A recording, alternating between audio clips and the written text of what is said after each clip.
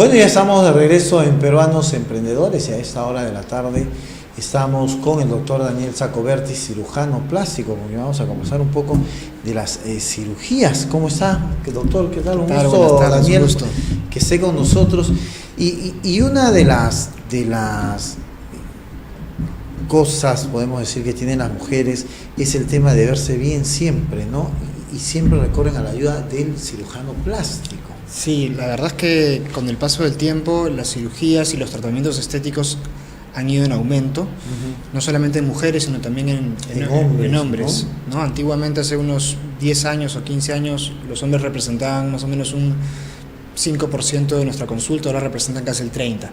Entonces, hay muchos tratamientos que se hacen tanto en hombres como en mujeres, que han aumentado bastante en los últimos años, ¿no? Y últimamente creo que ese 30% está creciendo más, porque hoy día los jóvenes a partir de los 18, 19 ya están visitando al cirujano para jalarse una cosita, para cortarse otra, ¿no? Sí, bueno, es un tema bien marcado, ¿no? El tema de las cirugías en hombres y en mujeres es bastante diferenciado a las cirugías que se hacen. En hombres, las cirugías que más se están viendo últimamente son, por ejemplo, el tema de la ginecomastia, que es cuando aumenta la grasa en los pechos del hombre, que eso les parece bastante incómodo. Es una cirugía que los hombres recurren bastante, sobre todo antes de verano, para estar listos para el verano y no sentirse incómodos sin polo, ¿no? ¿Y estas cirugías son largas, son dolorosas? Normalmente, con el paso del tiempo, las cirugías cada vez son menos invasivas. Se hacen cada vez, por ejemplo, esa cirugía de ginecomastia se hace con unas cánulas muy pequeñas que se hacen con anestesia local y una sedación, o sea, el paciente está despierto, se le puede adormecer un poco, pero en general está despierto, por lo tanto los riesgos son mucho menores por el tema de la anestesia, ¿no? Entonces cada vez los procedimientos son menos invasivos, los instrumentales son más pequeños, entonces las evidencias de la cirugía y el control posterior, digamos, es más sencillo, ¿no? Hace algunos años, estamos hablando de 20, 30 años, lo típico era pues una rinoplastía, ¿no? Sí. Era irte a hacer, tanto hombres o mujeres, de repente una rinoplastía y te la hacían y salías muy bonito con tu parche, y al día siguiente estabas con una cara de ese tamaño y negro como si te hubieran pateado 50 personas. Sí. Hoy en día es mucho menor el tiempo de una rinoplastía. El tiempo de la recuperación también es mucho menor, los resultados se ven en muy poco tiempo y ya no te hinchas como antes, ¿no? Actualmente tenemos, para mejorar el aspecto de la nariz, porque por la zona geográfica en la que estamos, ¿no? Perú se encuentra en la zona de Latinoamérica y en general las narices de la población en esta zona tienden a ser narices grandes, como la mía, por ejemplo, y aguileñas, muy peruana, ¿no? Entonces, este tipo de narices son las que la mayoría de gente, sobre todo las mujeres y algunos hombres también, optan por en algún momento de su adolescencia y adultez mejorarla y darles un perfil o mejorar un poco la caída de la nariz, la punta, ¿no? Entonces, actualmente tenemos dos opciones: la clásica, que es la rinoplastía, que claro, la técnica ha ido evolucionando, hay medicamentos y el tiempo operatorio es más corto, por lo tanto es un poco más fácil que la recuperación sea más rápida y que no haya esta hinchazón, ¿no? Actualmente ya generalmente no se utilizan mucho yesos en la nariz, se utiliza un material de plástico que es flexible, que se coloca en la nariz, que es menos vistoso que un yeso, y en lo posible tratamos de no colocar, por ejemplo, tapones, que son un poco molestosos, claro, a la hora de sacarlos, ¿no? Y yo me acuerdo que una vez fuimos con un amigo y le sacaron uno, creo, y dije, Dios mío, ¿cómo le entró esto en la nariz? Sí, ¿no? Es bastante traumático, sobre todo después de la cirugía, inclusive el tema del tapón es una de las cosas que más molesta, pero actualmente las cirugías son mucho más precisas, se utilizan medicamentos para evitar el sangrado y a veces ya no es necesario colocar este tipo de tapones o taponamiento, porque se colocan justamente estos para el sangrado, ¿no? Pero en lo posible tratamos de no colocarlos. Y algunas veces los pacientes que tienen un poco de miedo en realizarse una rinoplastía optan por ejemplo, el ácido hialurónico para realizar una rinomodelación, en la cual consiste simplemente en inyectar un gel que se coloca en diferentes puntos de la nariz para darle vamos a moldearla. Esto se puede hacer no todos los pacientes. Muchos pacientes vienen de frente con la idea de hacerse una rinomodelación al consultorio, pero tienen la nariz de repente muy ancha y son cosas que no podemos cambiar con un gel, ¿no? Ahí hay que hacer una cirugía, pero en general cuando hay cosas pequeñas se pueden recurrir a este material, pero hay que tener mucho cuidado porque lamentablemente hay mucha informalidad acá en el Perú en temas de cirugía plástica y estética. Y hay algunos colegas y colegas no médicos llámese odontólogos, cosmiatras o diferentes especialidades, O médicos generales. o médicos generales, que obviaron, digamos, el paso de los 7 u 8 años de especialidad y comenzaron a colocar estos productos pensando que era rentable, pero pueden tener problemas porque están colocando productos que no son o que no se deberían colocar, como la silicona. Y que al final te pueden causar, yo he visto, y yo les invito a que ustedes vean YouTube, cuánta gente ha perdido la nariz, cuánta gente ha terminado con la cara carcomida o simplemente con un cáncer o muerta porque se han aplicado cosas que no debían.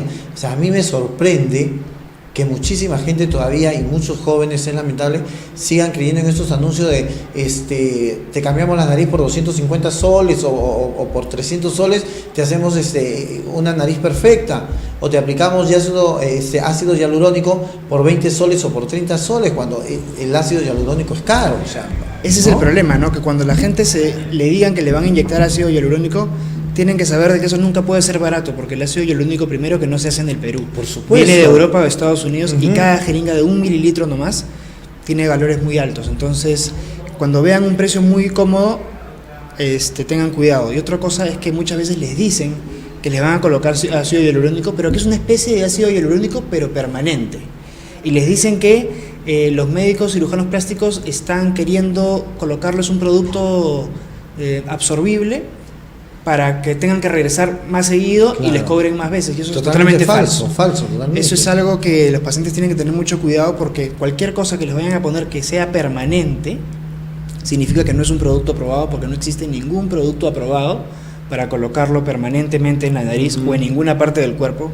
Lamentablemente ya llegan los pacientes después de 3 o 4 manos y llegan al consultorio con problemas que a veces ya son irreversibles, porque esto se coloca como un chicle debajo de la piel y es imposible sacarlo sin hacer daño, ¿no? Exacto. Fácil. Van donde el doctor y tiene que exhibir ahí su título y todo, su inscripción del Colegio Médico del Perú, le toman una foto y doctor, ¿qué es lo que me va a aplicar? Le toman una foto y, oiga, el doctor me está diciendo que voy a tener que regresar después de un cierto tiempo, ¿me está engañando o me está diciendo la verdad? El Colegio Médico te va a decir: estoy certificando al cirujano plástico que pertenece a nuestra asociación, a nuestro colegio, y lo que te va a aplicar es un producto que está especificado dentro de las normas técnicas para que tú puedas usarlo. Entonces, así de fácil. Felizmente en el Colegio Médico actualmente hay una parte en la página web que se llama Conoce a tu médico. Claro. Uno entra ahí a esa parte de esa página y busca con los apellidos del médico, con su número de colegio médico, y ahí le tiene que aparecer no solamente que es médico, sino le tiene que aparecer un número que se llama RNE, que es el Registro Nacional de Especialista. Y ahí tiene que haber un número. Si el médico que les está colocando o les va a inyectar no tiene este número, no es especialista. Y también tienen que revisar de que sea especialista en cirugía plástica, porque lamentablemente me han llegado pacientes con rinoplastías hechas por un ginecólogo, por un anestesiólogo, por un pediatra y por diferentes especialidades que están optando por trabajar en la parte estética sin tener la capacitación adecuada. Entonces yo les invito, por favor, que Pero ¿cómo lo trabajan? Yo no me explico. Porque, y aparte que esta zona es súper peligrosa, es súper delicada y súper peligrosa. Eso es considerado el Triángulo de la Muerte, que se llamaba antes, ¿no? Así era bastante conocido porque claro, es una zona en que tiene mucha convergencia de diferentes venas que llegan, inclusive provienen del cerebro. Entonces hay que trabajar productos que sean adecuados, productos que sean absorbibles, que se puedan degradar en caso hay algún problema. Y estos productos permanentes que ponen en diferentes lugares y que auspician como si fuera una pizza, no es lo adecuado y es su rostro, y por favor yo les pido a los pacientes que se cuiden. Es terrible. Porque nadie los va a cuidar si ellos mismos no se cuidan. Sí, ellos no se cuidan. Doctor, la cirugía, y usted lo decía al inicio, ha variado muchísimo, ya no es tan invasiva, hoy día te hacen unos puntos o te operan con láser y todo esto. Antes era de pásame la comba y pásame el cincel y te remodelaban la nariz, ¿no?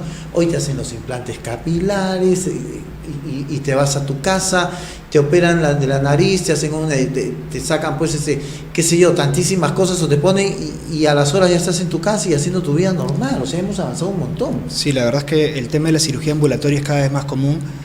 Actualmente máximo el 10 o 15% de mis pacientes se quedará hospitalizados, pero ya cuando son cirugías más grandes, por ejemplo, una abdominoplastía más una liposucción, que son cirugías ya un poco más grandes, claro, que a veces sí, por el control, para que el paciente esté más cómodo, optamos porque se quede una noche, pero digamos más del 90% de los pacientes, inclusive los aumentos de mama, las rinoplastías, la reducción de mamas, el levantamiento de mamas, la liposucción, cuando es menos de 5 litros lo que se saca de grasa, el implante capilar, la blefaroplastía, los liftings, todos los hacemos con ambulatorios. La mayoría los hacemos con anestesia local y sedación, son ambulatorios y cada vez es menos el intervencionismo o los procedimientos más complicados, ¿no? Yo hasta hace algunos años veía mucho la influencia de Brasil en cuanto a los médicos cirujanos en nuestro país, pero en los últimos años también he estado viendo mucho que la gente de Europa y de Estados Unidos se viene a operar a Perú, porque tenemos muy buenos cirujanos médicos, ¿no? Porque van a la par, yo creo que tanto de los brasileños y de los europeos, y son mucho más económicos también. Actualmente, en cuanto a la cirugía plástica, la principal influencia es la brasilera y la americana, ¿no? Hay un grupo muy grande que se va a Brasil a especializarse o a hacer un fellow o un estudio, digamos, de unos meses o unos años, y hay unos que se van a Estados Unidos. Tenemos mucha influencia también europea, y ahora la mayoría de los congresos, inclusive hay congresos que los pasan por internet, y uno puede estar en 5 o 6 congresos a la vez sin tener que viajar, ¿no? Exacto. Entonces la información está a la vuelta de la esquina y siempre es necesario actualizarse, ¿no? Entonces por eso es que ahora uno puede tener mucha información muy a la mano, y muchos pacientes vienen a operarse. Si bien Perú todavía no es un destino de turismo médico muy grande, principalmente ahorita la gente va a Colombia, todavía, pues de repente por la cercanía con Estados Unidos, ¿no? Pero todavía la gente no ha aumentado el turismo médico como podría haber aumentado. Actualmente yo personalmente tengo un 20% de pacientes extranjeros, pero podría ser mayor, ¿no? Pero ya estamos hablando de un logro, o sea, estamos hablando del 20%, no es nada despreciable. No es nada despreciable. No, nada despreciable. Doctor, ¿cuáles son las cirugías más recurrentes que llegan y que dicen, Daniel, bueno, quiero que me hagas ese arreglo, quiero que me hagas el otro? Las cirugías más recurrentes, tú sabes que varían de acuerdo a las estaciones del año. Ya. Antes de verano generalmente la gente pide el tema de la liposucción y bajar los gorditos localizados, ¿no? Las cartucheras, estas que sí, le llaman y todo el tema.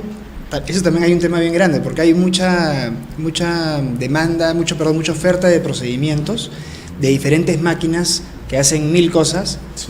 y al final vienen al cirujano plástico porque se hicieron 12 sesiones de una máquina y no bajaron ni un centímetro, o además los hicieron hacer una dieta que los mataban de hambre para bajarlos, y tú no sabes si bajaron por la máquina o bajaron por la dieta. Entonces, al final de cuentas, cuando llega noviembre, llega octubre, noviembre, y ya ven que no bajaron durante todo el año, van para hacerse su pequeño Y hay que tener mucho cuidado, porque a veces esas máquinas son muchas de rebote, ¿eh? Haces algunas cositas, te ponen una dieta y pasan 2-3 meses y terminas peor de que como comenzaste. Eso es justamente lo que te iba a comentar. Las máquinas que verdaderamente funcionan, que son las que tienen, digamos, registro en los países importantes, que tienen registro, como son Estados Unidos y la Unión Europea, son caras, ¿ya? Son máquinas, digamos, por ejemplo, hay una máquina que está muy de moda que se llama la criolipólisis, que es quitar la grasa por frío. Sí, por el frío. En Perú solamente hay 2 locales que tienen esta máquina, solamente 2, y la ofrecen en por lo menos 200 lugares. Las máquinas que traen, y te lo digo porque me la han ofrecido varias veces para tenerla, pero les he dicho que no porque no funcionan, son máquinas que vienen de China, de Corea, que no tengo nada contra esos países, pero los productos que utilizan son productos de copia que no tienen ninguna certificación y no te garantizan de que llegue a los niveles que tienen que hacer. Entonces la gente se gasta, ven que el verdadero cuesta de repente la sesión 3.000 soles y lo están ofreciendo por sesión en 150 soles. Exacto, no, y todo el paquete te cuesta 3.000, lo que te ha debido costar una sesión con una máquina de A veces llega a ser así. Yo conversaba hace algún tiempo con una doctora y me decía, yo he traído esa máquina, me la he comprado en China, muy buena. Lo compramos, lo comentábamos sos de récord, ¿no? Y me decía, y muy buena, casi similar a la original. Entonces decía, China lo único que hace es que falta que te traigan los bebés, pero si tú te das cuenta, las cosas que compras muchas veces no son tan duraderas ni tan buenas como una original. China es un reproductor de lo fiel tremendo. La verdad es que uno las ve por fuera y uno las ve igualitas. Claro. Son muy vistosas, son muy llamativas. el software uno lo ve y es bastante parecido y inclusive le ponen el nombre original. Yo no sé cómo las empresas todavía no los demandan, pero acá todavía podemos hacer ese tipo de cosas que dentro de poco seguramente va a estar prohibido, ¿no? Claro, Porque... entonces yo que se molesten mis amigos empresarios chinos no me importa, pero estamos hablando de algo que es cierto, porque no, o sea, podemos engañar a la gente con algunas cositas, pero con el tema de la salud no la podemos engañar. No podemos jugar con el tema porque la salud tiene dos caminos, o te sanas o te mueres. Claro, sobre todo en cirugía plástica, que los pacientes van sanos. Los pacientes llegan sanos y tienen que salir mejor. Entonces, cuando uno, por ejemplo, yo soy cirujano además general, aparte antes de ser cirujano plástico, y a veces antes operaba una apendicitis y tenías que operar porque el paciente si no se operaba se moría. Pero en esto los pacientes vienen bien, quieren mejorar. Tú no puedes ofrecerle algo que le puedas ocasionar un daño. Eso es terrible, es lo peor que te puede pasar. Entonces, tienes que ofrecerle equipamiento y tecnología que no sea una copia, que el equipo se parezca, sino que lo que tú estás entregando no sea solamente una luz, sino que esta luz, si está mal calibrada, si está mal diseñada, si no tiene la potencia adecuada, puedes quemar a un paciente y puedes tener muchos problemas. Claro, es terrible. Yo la vez pasada, y para terminar, conversaba con un médico y me decía, no, porque yo le hice eso que le sacan grasa, una liposucción. Una liposucción, le pusimos unos implantes mamarios y dije, tantas cosas en una sola operación, me muero, esta persona está a punto de colapsar. Sí, pues definitivamente hay algunos procedimientos que no deberían combinarse. Todo depende mucho del tiempo operatorio que no se vaya a demorar y del tipo de anestesia que se vaya a utilizar. Total, sobre todo acá lo más peligroso es el tema de la anestesia. Acá también pasa mucho que muchos médicos operan en sus propias casas, en sus propias clínicas, cuando en verdad lo correcto es operar en salas de operaciones que tengan tengas toda la mano. Toda la mano, ¿no? Resucitador, respiradores artificiales. A veces me ha pasado y que llegan pacientes y uno les da el presupuesto, ¿no? Y le dicen, doctor, pero tal doctor me dijo que no era necesario que me opere en una clínica, sino me podía operar en su consultorio. Y a veces por fuera uno puede parecer que fuera una clínica, pero es una casa acondicionada y no tiene todas las medidas de seguridad que debería tener. Comenzando con la asepsia, se te mete un virus, un polvo, algo y ahí nomás te puedes quedar. Es que ahí los pacientes todavía aquí se arriesgan mucho su vida por plata, por unos cuantos soles, y después aparecen todos esos escándalos que cada cierto tiempo aparecen en televisión, porque justamente nadie quiere que pasen, pero pueden suceder si es que no se toman las medidas adecuadas. Que suceden. Doctor Daniel Saccoberti, muchísimas gracias por haber estado con nosotros. ¿Dónde lo podemos encontrar? Bueno, yo me encuentro en mi consultorio que en la calle Girón Monterrey, 355, oficina 303, en Chacarí, en Surco, al lado del Centro Comercial Caminos del Inca, ¿no? Las cirugías se realizan en otro local, en otras clínicas, dependiendo de los presupuestos de los pacientes, pero las consultas, las evaluaciones y los controles son ahí. En el consultorio. Ojo, mire, está aclarando, las consultas en el consultorio, como debe ser, y las cirugías en la clínica dependiendo del presupuesto de cada uno de los pacientes, ¿no? Muy bien, los teléfonos, por favor, si me los ponen en pantalla nuevamente, ahí están los teléfonos, el 989, se me cambian 989-178-810 o al 977-768-583 para separar una consulta. No lo vayan a llamar al doctor. ¿Cuánto me cobra usted por una rinoplastia? Sí, por favor, la verdad es que no damos precios por teléfono, porque, como siempre le digo a los pacientes, no es lo mismo una paciente de 1,80 m y 100 kilos que una paciente de 1,80 m y 60 kilos. Es diferente la cantidad de grasa que se va a sacar, las condiciones clínicas de cada paciente, por lo tanto hay que evaluar todo en contexto y no es cuestión de dar un precio como si fuera un sándwich. Exacto. Muchísimas gracias, doctor Daniel Saccoberti, cirujano plástico, por haber estado con nosotros. Mucho gusto. Hasta luego.